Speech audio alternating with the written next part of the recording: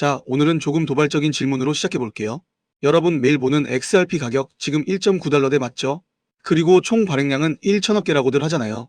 혹시 이 두 숫자만 보고 투자 판단하고 계신가요? 만약 제가요, 이 1천억이라는 숫자가 사실상 환상에 가깝고 실제로 시장에서 움직이는 물량은 그 10%도 안 될 수 있다는 걸 보여드리면 여러분 반응이 어떠실까요? 지금부터 여러분이 당연하다고 믿어온 XRP 전제를 한번 완전히 뒤집어 보겠습니다. 이건 감이나 느낌이 아니라 숫자랑 규정 그리고 네트워크 구조 쪽에서 설명이 되는 이야기예요. 이제부터 1천억 개라는 물량이 어떤 식으로 우리가 모르는 사이 사라지는 것처럼 보이는지 첫 관문인 에스크로 구조부터 뜯어볼게요. 그리고 영상 후반부에선 비트코인 사업 전면에 나선 트럼프 가문, 그 비트코인 자산 선점 프로젝트와 그 다음 계획까지도 같이 짚겠습니다. 리플은 2017년부터 에스크로 구조를 실제로 돌려왔습니다. 그리고 2026년 1월 기준으로 대략 340억 개 정도가 그 계약 안에 묶여 있다고들 하죠. 겉으로 보면 매달 10억 개씩 풀립니다. 근데 여기서 중요한 게 뭐냐면요, 그중 6억 8억 개는 다시 바로 에스크로로 들어간다는 겁니다. 결국 시장으로 순수하게 나오는 건 대략 2억 4억 개 정도라는 계산이 나오죠. 근데 더 핵심은 다음입니다. 그 2억 4억 개조차도 대부분 은행이나 송금업체가 쓰는 유동성 시스템 쪽으로 공급된다는 주장들이 있어요. 그러면 일반 거래소로 흘러오는 물량은 생각보다 훨씬 적을 수 있다는 얘기죠. 다음은 창업자와 초기 참여자 물량입니다. 대략 300억 개의 수준이 초기 지갑들에 남아있다는 말이 계속 나오죠.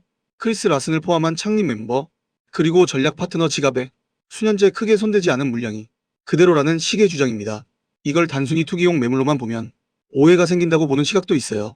오히려 네트워크 인프라를 위한 장기 담보 같은 성격이라는 주장입니다. 발전소나 통신망처럼 가치는 당장 팔아치우는 데가 아니라 시스템을 유지하는 데 있다는 식이죠. 그리고 또 하나가 있습니다. 연구소실 물량, 이른바 유령 물량이요. 대략 150억 개 정도가 사실상 영원히 못 움직인다는 주장들이 있습니다. 지갑 분실, 비번 분실, 잘못 보낸 주소, 문 닫은 거래소에 갇힌 코인 같은 것들이죠. 장부엔 있지만 현실에선 잠긴 물량입니다. 여기서 끝이 아니죠. 거래소랑 결제 시스템이 운영하려고 들고 있는 운영용 보유분도 빼야 합니다. 바이낸스나 업비트 같은 대형 플랫폼은 시스템 굴리려면 준비금이 필요하잖아요. 그 물량은 사고 파는 매물이 아니라 기계를 굴리는 윤활유 같은 역할입니다.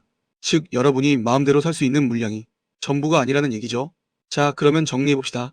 공식 유통량은 대략 607억에서 660억 사이로 잡히는데, 개인이 거래소에서 자유롭게 사고 팔 수 있는 진짜 유동 물량은 전체의 10%도 안 된다고 보는 주장들이 나옵니다. 나머지는 잠겨 있거나 기관 손에 있거나 아예 사라졌다는 가정이 깔리는 거죠. 그런데 시가총액 계산은 어떻게 하죠? 현재가 1.9달러에 1천억 개를 그냥 곱합니다. 그러면 1900억 달러가 나오죠. 근데 이 계산은 전제가 하나예요. 모든 코인이 전부 거래 가능하다는 전제요. 현실이 95% 잠겨 있다면 이 계산 자체가 허상이 될 수 있다는 겁니다. 이건 이런 느낌이랑 비슷합니다. 전 세계 금의 95%가 중앙은행 금고에 묶여 있는데 그 사실을 무시하고 시장에 풀린 것처럼 금값을 매기는 거죠. 서류상 숫자는 크지만 실제로 돌아다니는 건 적다는 이야기입니다. 그리고 이런 구조는 역사가 이미 몇 번 보여줬습니다. 2008년, 2011년 금값 상승 기억하시죠? 지구에 금이 없어서 오른 게 아니에요. 대부분이 장신구, 비축분, 장기 보유로 묶여 있었고 거래 가능한 소량의 금을 두고 사람들이 달려들자 가격이 튄 겁니다. 온수당 800달러대에서 1900달러대까지요. 1973년 오일 쇼크도 구조가 같습니다. 석유가 갑자기 지구에서 사라진 게 아니죠. 근데 공급 차질 하나로 가격이 순식간에 4배가 돼버렸습니다. 재고 총량이 아니라 시장에 풀리는 물량이 핵심이라는 거예요. 2020년 비트코인 반감기도 똑같습니다. 신규 공급이 절반으로 줄어드니까 반감기 이후 몇 달 만에 7,000달러 근처에서 29,000달러 근처까지 가격이 확 튄 구간이 있었죠. 패턴이 뭐냐면요, 유통 가능한 물량이 얇을수록 수요가 붙을 때 가격 재조정이 훨씬 거칠고 빠르다는 겁니다. 자, 그럼 질문이 나오죠. 지금 XRP 수요가 그렇게 세냐? 여기서부터 이야기가 더 재밌어집니다.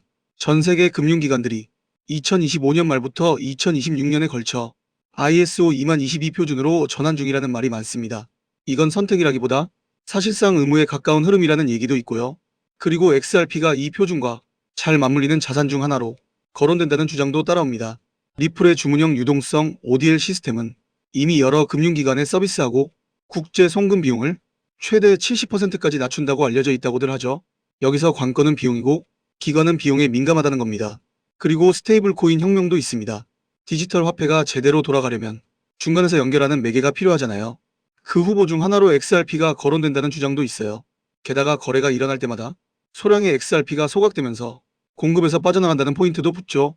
또 하나의 축은 CBDC입니다. 130개국이 넘는 중앙은행이 디지털 화폐를 개발 중이라는 말이 계속 나오죠. 그리고 그 디지털 통화들 사이를 이어주는 범용 브릿지 역할 후보로 XRP가 언급될 수 있다는 주장도 나옵니다. 이건 개인이 손대기 어려운 기관 중심 수요로 연결될 가능성이 크다는 얘기고요. 그리고 2026년 1월 지금 시장이 자꾸 꺼내드는 키워드가 하나 있죠.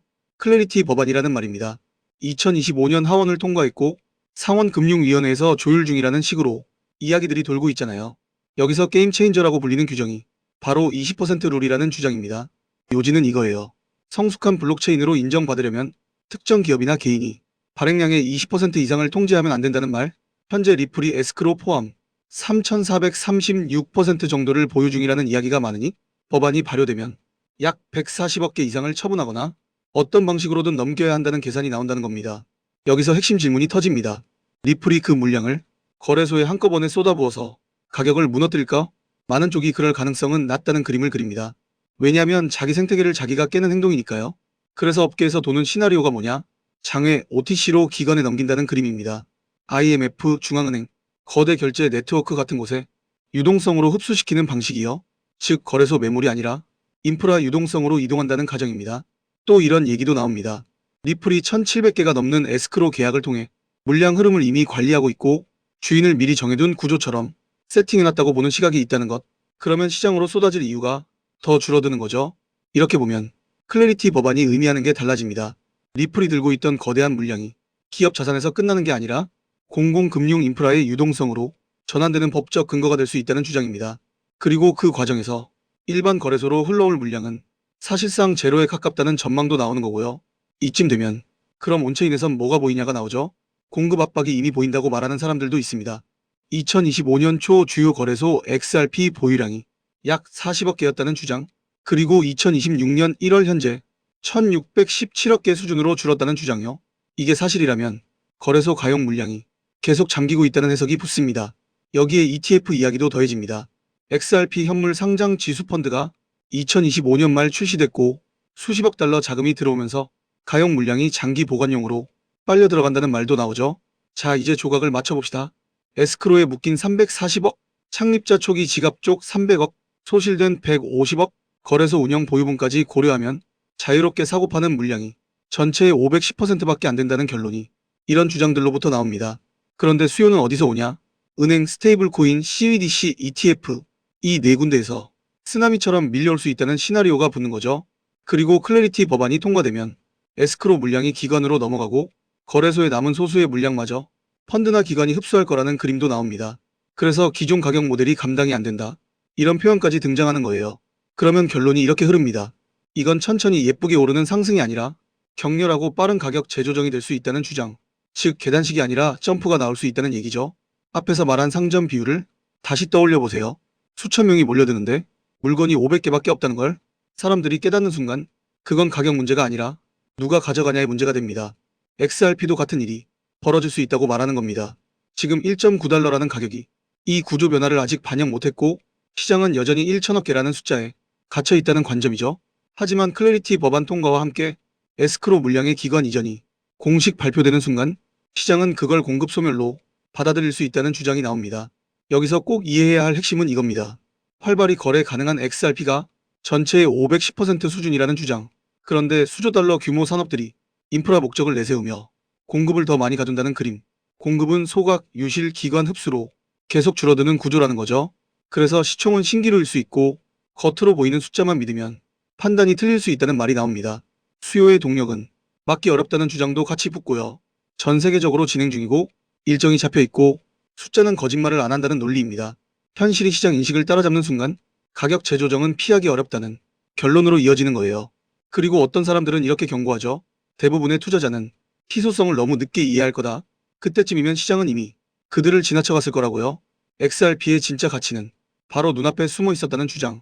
지금 포지션을 잡아야 소외되지 않는다는 메시지. 이런 흐름으로 연결됩니다. 다만 여기서 한 가지는 분명히 하겠습니다. 이건 확정된 미래가 아니라 구조를 기반으로 한 시나리오입니다. 투자는 언제나 본인 판단이고 리스크 관리는 필수예요. 그럼에도 불구하고 이 이야기가 매력적인 이유는 단순합니다. 이미 지금도 공급은 조용히 잠기고 있고 시장은 그걸 완전히 체감하지 못하고 있다는 주장이 계속 나오기 때문입니다. 숫자는 거짓말을 하지 않는다고들 하죠. 95%가 잠긴 시장에서 수요가 폭발적으로 붙는 지점, 그 지점에 XRP의 진짜 가치가 있다는 결론입니다. 클래리티 법안이 통과되고 에스크로의 문이 기관을 향해 열리는 순간 우리가 알던 시장의 법칙이 새로 쓰일 수 있다는 주장도 나옵니다. 그러니까 운에만 맡기지 마세요. 오늘 제가 말한 온체인 데이터는 여러분도 직접 확인해 보시고요. 확신이 선다면 그때는 흔들리지 말라는 이야기입니다. 이 숫자들이 가리키는 결말은 결국 하나라는 쪽으로 주장이 이어진다는 거죠. 그렇기 때문에 알트코인 상승장이 임박한 지금부터 선제적으로 준비가 필요합니다. 알트 불장이 시작되면 가장 먼저 움직이는 코인이 무엇이라고 말씀드렸죠? 바로 밈코인입니다. 밈코인은 가장 먼저 가장 빠르게 그리고 가장 크게 튀어오르기 마련인데요. 실제로 요즘 트럼프 일가 측에서 가족 구성원들이 돌아가며 밈코인을 내놓고 있고 나올 때마다 대박을 터뜨리는 흐름입니다. 특히 최근 에릭 트럼프가 발행한 코인이 대성과를 거두며 거의 보증 수표처럼 자리 잡았고요. 이 가족 중에서 유일하게 아직 코인을 내지 않은 인물이 한 명 있습니다. 누구일까요? 바로 배런 트럼프. 트럼프의 막내 아들 배런의 움직임이 심상치 않습니다. 이 부분을 이어서 말씀드릴 텐데요. 다들 아시다시피 블록체인 사업은 트럼프 일가의 가업입니다. 월드 리버티 파이낸셜에서 고문 역할로 자녀들이 각자 담당하는 코인들이 있습니다. 대표적으로 차남 에릭 트럼프가 수위 코인을 맡으면서 수위가 큰 폭의 상승을 보여줬죠. 2024년 기준 수위는 많은 투자자들이 졸업 코인으로 이름을 올렸습니다. 연이어 신고가 랠리를 기록하며 수위로 부자가 된 사례가 계속 나오고 있다는 점을 확인할 수 있습니다. 그렇다면 다시 주목해야 할 인물은 바로 막내 배런 트럼프입니다. 이 인물에 특히 시선을 두셔야 하는데요. 현재 미국 내에서 탄탄한 피지컬과 외모로 인기가 상당합니다. 잘생겼고 키가 크며 굉장히 영리하죠.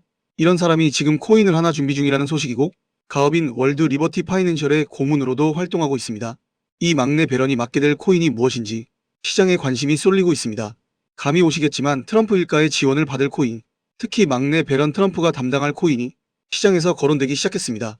트럼프 수혜가 가능한 코인들이 이렇게 많은 가운데 월드 리버티의 본격 지원 사격까지 들어가면 정말 말도 안 되는 상승 랠리가 펼쳐질 수 있습니다.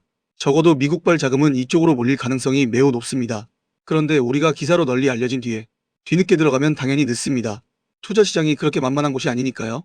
그래서 물량을 최대한 선점하려면 미리 움직여야 하고 늦기 전에 구독자분들께 공유를 드리랍니다. 이번 상승은 구조적으로 지금 나올 수밖에 없는 흐름인데 왜냐하면 여러분도 아시다시피 트럼프가 행정명령에 서명했고 그에 따라 트럼프가 리플을 지원할 가능성이 높아집니다. 그러면 트럼프의 막내 아들 배런이 맡을 코인이 무엇인지 시장이 주목하지 않을 수 없죠. 관심이 커질수록 세간에 알려지는 만큼 가격은 폭등할 수밖에 없습니다. 현재 국내에서도 업비트, 빗썸 관계자들이 모두 이 이슈만 기다리는 분위기고요.